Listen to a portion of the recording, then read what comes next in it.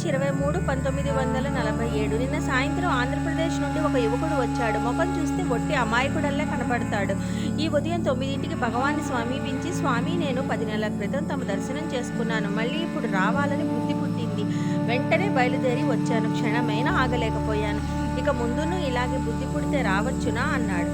జరిగేది జరుగుతుంది, జరగనిది జరగదు. ఏదైనా ప్రాప్తానుసారం నడుస్తుంది. రాబోయే దాని గురించి యోచన ఎందుకు అన్నారు భగవాన్. ఇక ముందును ఇలాగే బుద్ధి పుడితే వెంటనే రావచ్చునా, అణుచుకోవాలా అని మళ్ళీ అడిగాడు. భవిష్యత్తును గురించి ఆలోచించక ఉన్నట్లున్నట్టే కార్యం తానే నడిచిపోతుంది అన్నారు భగవాన్. బుద్ధి పుట్టగానే క్షణమైనా ఆపుకోలేకపోవటం భ్రాంతేనా అన్నాడా యువకుడు.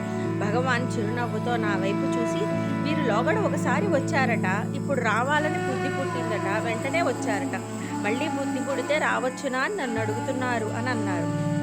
ఆ యువకుడు అందుకొని, బుద్ధి పుట్టినప్పుడు క్షణమైనా ఆపుకోలేకున్నానే, దానిని భ్రాంతేనా అంటున్నానమ్మా అన్నాడు. మహాపురుషుల సందర్శనానికి రావటం భ్రాంతి ఎలా అవుతుందండి?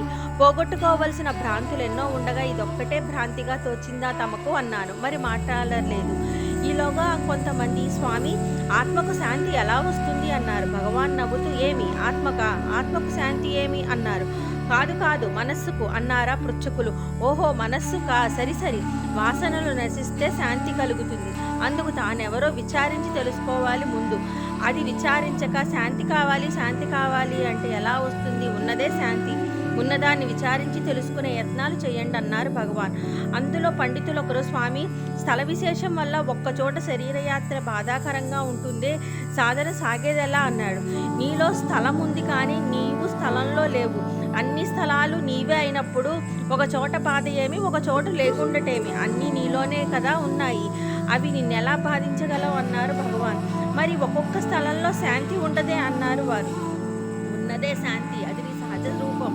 ఉన్న నీవు నీ వెరుగక లేని మనోవికారాలను చూసి భ్రమిస్తూ శాంతి లేదని చింతిస్తున్నావు. నిన్ను నువ్వు తెలుసుకుంటే అన్ని స్థలాలలోనూ సుఖప్రదంగానే ఉంటావు అన్నారు భగవాన్.